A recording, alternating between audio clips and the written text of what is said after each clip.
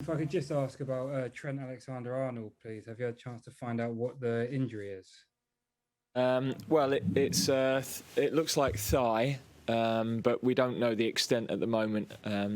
Clearly, it's not a good sign that he had to walk off and looked in some discomfort with it. So, but we'll know more in the next 24, 48 hours.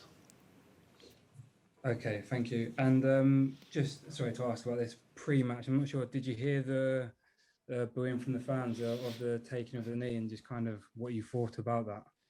Yeah, I think I did hear it. It's not something on behalf of our black players that I wanted to hear, because it feels as though it's a criticism of them. I think we have got a situation where some people seem to think it's a political stand that they don't agree with. That's not the reason that the players are doing it. We're supporting each other.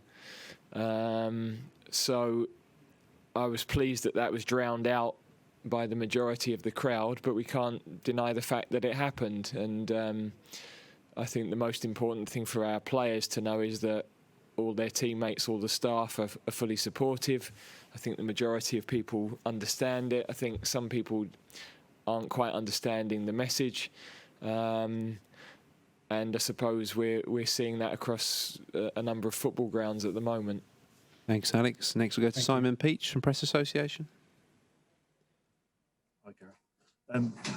Returning to Trent, it doesn't look a good situation. Have you spoken to him? And also, what's the situation with Jack Grealish? Was there an issue there? And Jordan Henderson, we'd expect to see him tonight as well.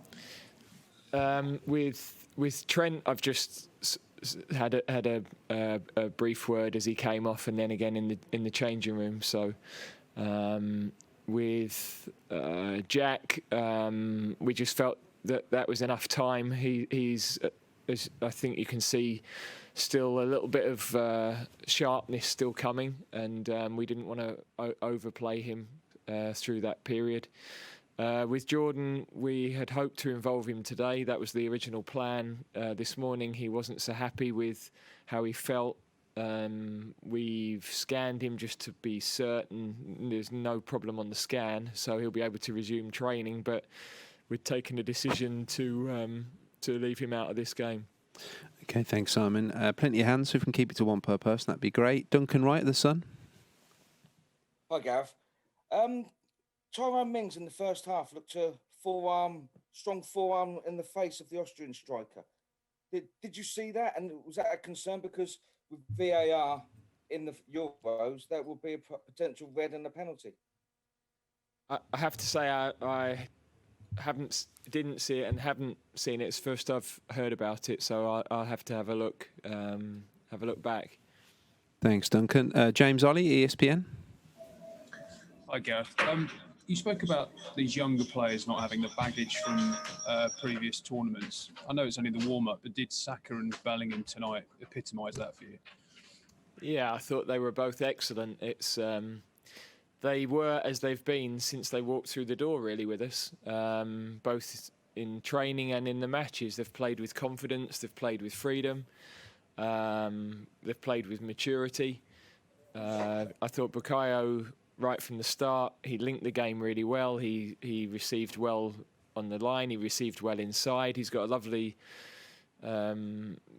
ability to receive in that traffic in the middle of the field and is like a slippery eel getting away from those challenges. Nice run on the outside with a little cutback cross. So yeah, I thought his all-round game, and he works defensively well for the team. So really pleased with him and for him to get the goal. And Jude, you can't help but marvel at the performance of a boy that age. Really, it's a bit disrespectful to. He's a boy because he's 17, but he's not a boy, is he? He plays like a man. I would just say that he's still, of course, learning the understanding. He's probably running more than he needs to. If anything, he got cramped towards the end. It's that efficiency that he can still learn. but his ability to receive under pressure, his calmness on the ball, he competes. He wants to compete. He's not, even in training sessions with us right from the start, he didn't hold back and look at the senior players. He's in there, and he should be really proud of his first start. Thanks, James. Jacob Steinberg, The Guardian. Hi, Gareth. Has Jesse Lingard tonight potentially given you something to think about if Trent is out? Because he was involved in the goal and had a pretty good game, even though he's not in that squad at the moment. Well, Jesse's response to the whole situation has been immense, as has Prowsey and Ollie. Really difficult situation for those lads to miss out as they have, but show the commitment. The Jesse to be able to play from the start. We had obviously had the illness with Jayden, but we wanted to keep these boys involved,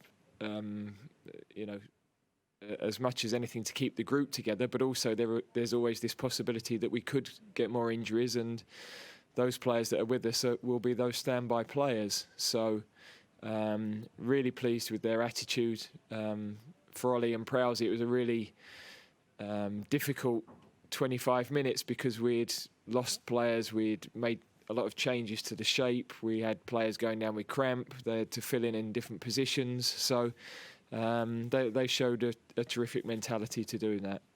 Thanks, Jacob, and we'll finish with Matt Law from The Telegraph. Hi, Gareth. Hi, Matt. I just wondered when are the players who are not in the 26-man squad due to go back, as it were, or due to go home? And will you have to keep any around now while you wait on news of Trent, who might have gone home otherwise? Well, all the players are going to stay with us through to the end of Sunday's game anyway. So, obviously we'll make an assessment on the whole squad once we've got through that game. I'm very conscious we've got another 90 minutes to get through, and that alone is a bit of a challenge for us, really. Thanks, everybody. We'll finish it there. Thanks for joining us this evening.